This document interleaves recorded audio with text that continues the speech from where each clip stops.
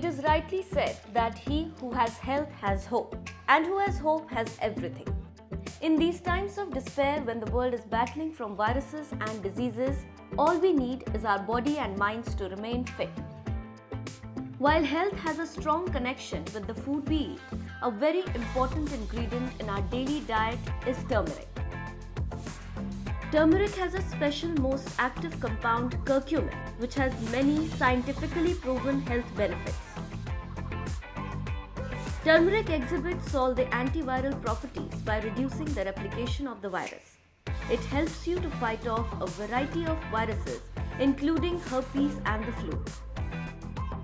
It's a potent anti-inflammatory and antioxidant and may also help improve symptoms of depression and arthritis. It inhibits inflammation, relieves congestion and pain, and thus improves your breathing. Some studies have also showed that turmeric can lower bad cholesterol and also helps relieving body ache. So next time you're under the weather, you may want to sip some turmeric tea or include it in your daily diet to remain healthy and with better immunity forever.